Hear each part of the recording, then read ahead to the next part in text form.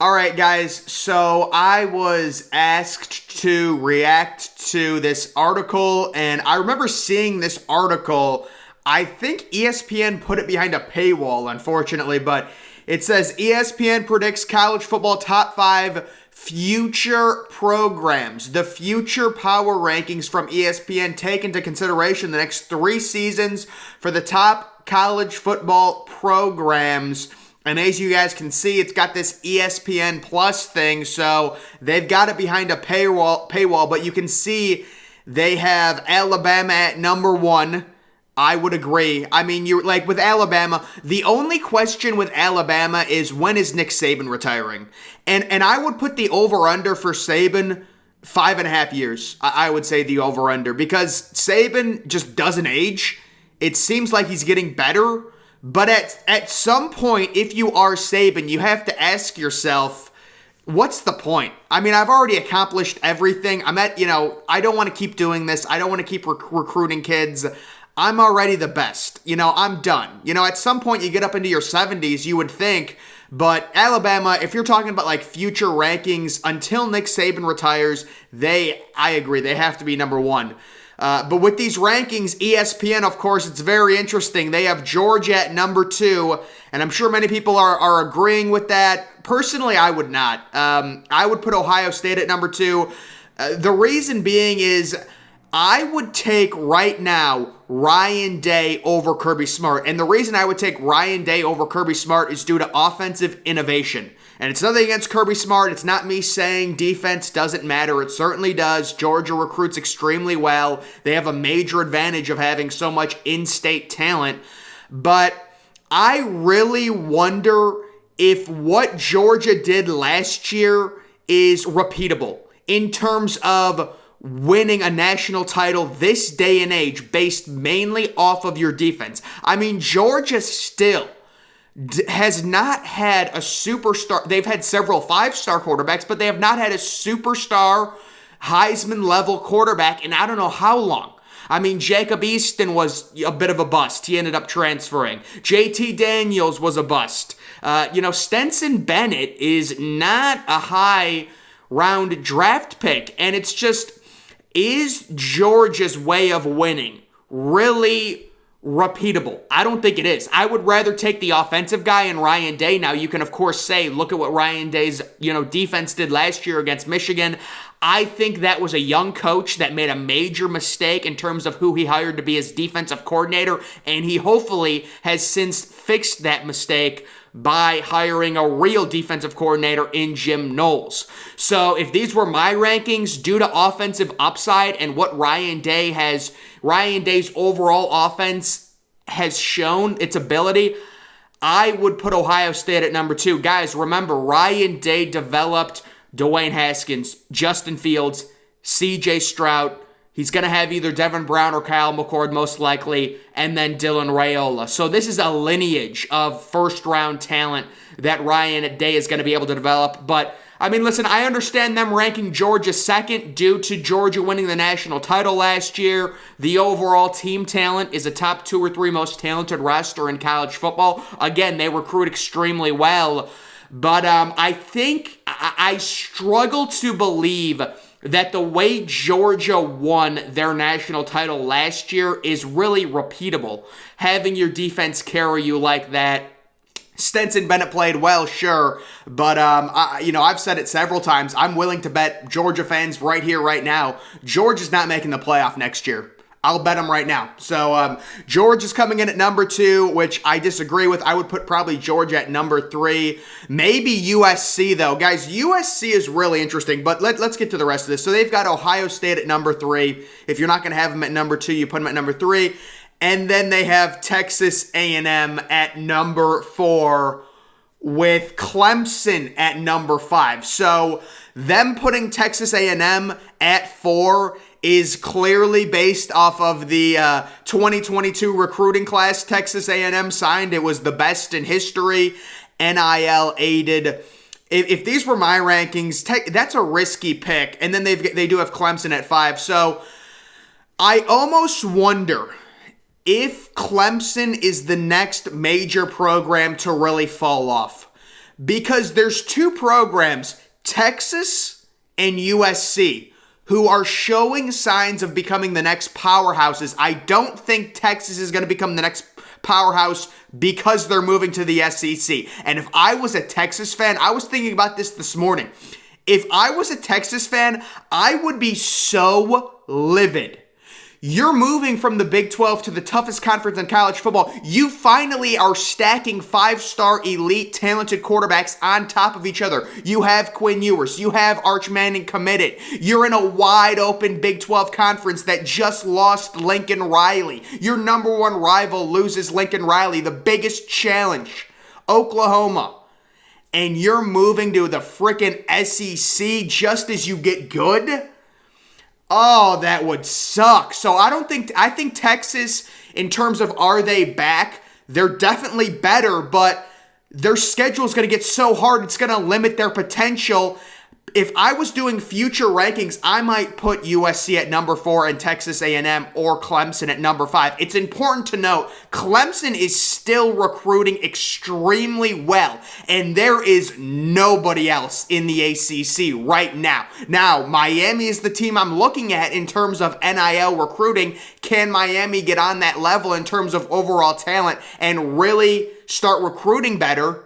That's the one team in the ACC I would really be looking at. Obviously, NC State this coming year is going to be good, but that's mainly due to them having a lot of seniors and a returning quarterback. That's not due to them recruiting extremely well.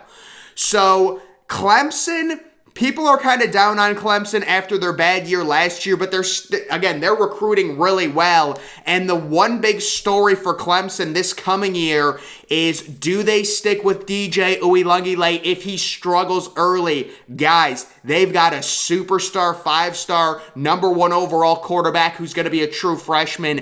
Does Dabo Swinney pull the plug on DJ Uiagalelei like he did Kelly Bryant a few seasons ago when they switched to Trevor Lawrence as a true freshman? Does that happen again? It'll be interesting. So this list, I think A&M, I understand them putting A&M 4th. It's based mainly off of that ridiculous recruiting class, and they think A&M is going to continue to recruit like that and use that money. And the influx of talent they're going to have is ridiculous. But I would have Alabama at number 1. You can't put anyone else other than Bama at number 1 until Saban retires, in my opinion. I've got too much respect. They've done too much in recent history, completely dominated college football. They're number 1. Ohio State, to me, is in front of Georgia due to the offensive innovation of Ryan Day. I think Ryan Day's a better coach than Kirby Smart. You can disagree with me. I guess we'll see who's right by 2025. Right now, Kirby Smart has a national title. Ryan Day doesn't. I cannot argue that. But I'll still take Ryan Day. So I would have Ohio State number 2. I would go Georgia at number 3.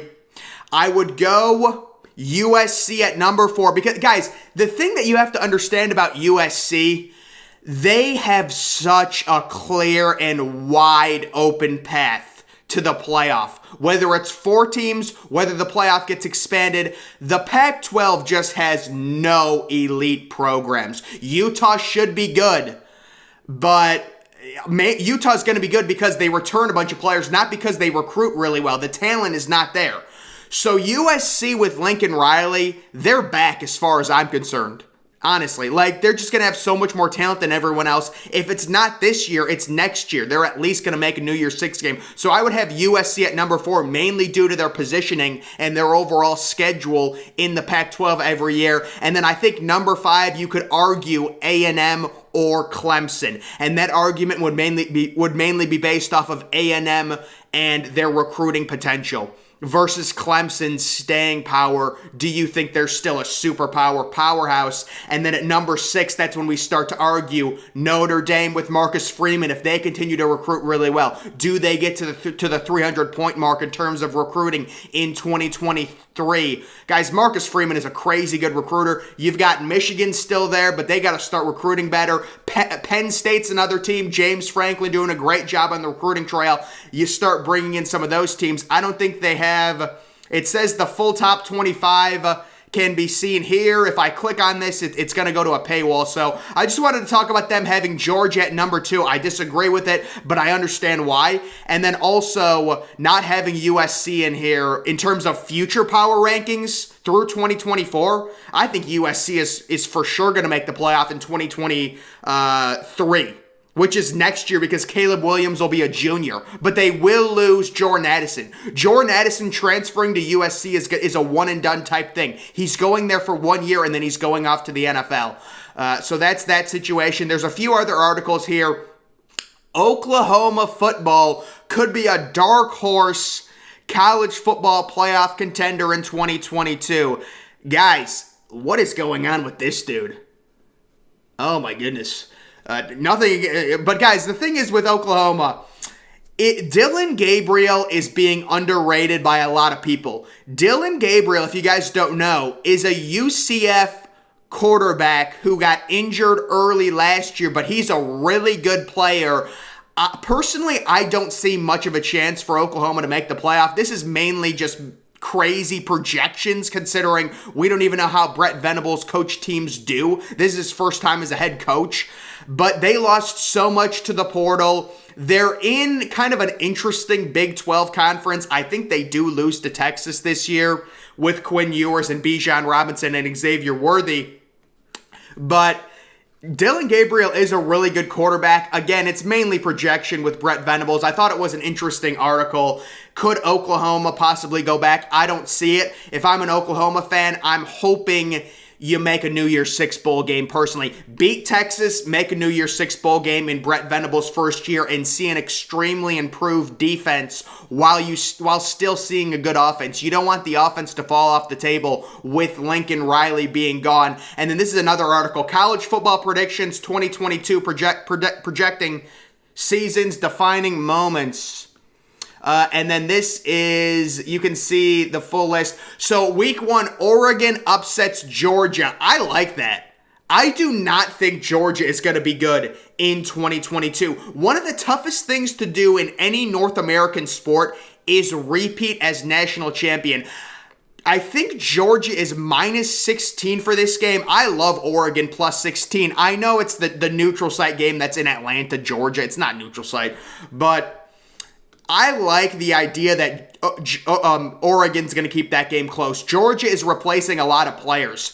NC State snaps the nation's longest home winning streak, so they're projecting NC State to beat Clemson on the road. Clemson's got this crazy home winning streak, and you do think at some point it would end. NC State should be pretty good, certainly. And the thing with Clemson that's worrying is just the quarterback situation. Jimbo Saban closed book on college football's most prevalent feud. I think Alabama's going to destroy A&M at home this year. Saban's going to be out for blood. You've got Bryce Young returning. You've got Will Anderson. Texas A&M is starting a new quarterback, first-year starter. I see like a 49-21 type win for Alabama. Texas fills Big 12 void, takes step under Stark. Yeah, so this is kind of like a low-hanging fruit projection. Just because Texas's skill position players are so good, Xavier Worthy, Bijan, and Quinn Ewers, you would certainly at this point think that Texas would quote-unquote be back because now you would think have the superstar quarterback for the first time in forever with Quinn Ewers. But again, we've been saying Texas is back forever. Who knows? JSN breaks the NCAA single-season record for most 100-yard receiving games. The record is 12. So this is a unique projection. The only issue I have with this projection is, will JSN be playing in third quarters and fourth quarters of some of these games? That would be the only way I see him not breaking it. But JSN, 1,700, 1,800 yards maybe. It's going to be one for the record books for him. It's going to be crazy. Will Anderson become second defensive player to win Heisman? Guys, if there is one dark horse bet for the Heisman, let me explain this. Will Anderson plus 4,000. Throw $100 on it. I'm telling you right now, they are dying for a defensive player to win the Heisman. A defensive player has not won the Heisman in forever. Will Anderson is ridiculous. He had like 31 tackles for loss last year, and he was snubbed from being a Heisman finalist last year. The narrative is set. I understand people may say there's Bama fatigue when it comes to the Heisman, but to me this is different because it's a defensive player. It's not like this would be Bryce Young winning back-to-back Heismans. Will Anderson is one of the best dark horse odds bets in any sort of college football future thing to win the Heisman. He can give you 20 sacks. We know Alabama's going back to the playoff most likely. They don't face Georgia in the regular season. It's set up for Will Anderson, in my opinion. USC wins Pac-12, makes college football playoff. Maybe a little early for this prediction. Maybe 1 year too early. But USC, guys, I'm high on them. They play in an easy conference. They do. You have that tough game at Utah, but they play in an easy conference. And then Ohio State wins the national championship. So you are going to see a ton of people project Ohio State to win the national title. And the reason for it is because people like, being quote-unquote bold. And Ohio State hasn't won the national title since 2014. So they're not going to pick Alabama. They're not going to pick Georgia to repeat. They're not going to pick Clemson, who's won it twice since 2017. You're going to see a lot of people pick Ohio State, returning the Heisman Trophy favorite C.J. Stroud, returning the superstar running back Trevion Henderson, returning the vast majority of their defense, getting a better defensive coordinator in Jim Knowles. You've got a favorable schedule. You get Michigan at home. There is going to be a ton of people this offseason projecting Ohio State to win the national championship. And another great futures bet is Ohio State plus 450 to win the national title. Ohio State plus 450. They return everyone. It feels like it's Ryan Day's year to win a national title with the returning QB and everything. It seems like it's setting up, and we will see if it actually happens. So, there's actually more. Coaching carousel gets crazier, so it looks like they're expecting Scott Frost to be fired. Yeah, if Scott Frost has another 3-win season, he's getting fired. But I think Nebraska will be at least their 6 or 7-win team when you take a look at all their close losses last year. I don't know if I will say it gets crazier. This past year was pretty ridiculous. Nebraska, Auburn, and Florida State all have a chance to open up. I think Scott Frost keeps his job. Auburn is a dumpster fire. Yeah, I think the Auburn job will be open. And Florida State is just, they're a stuck-in-the-mud program. Florida State is a stuck-in-the-mud program right now. And, if they have a 5 or 6-win season, we could see a change there as well. But guys, these overall projections are they're pretty nice. I'm not going to lie. There's some good stuff in here, and it's just good to think about this. But, guys, I'm telling you, Will Anderson to win the Heisman plus 4,000. It's set up for him so well. C.J. Stroud is the favorite right now. I just wanted to talk about that. And then just the overall future projections.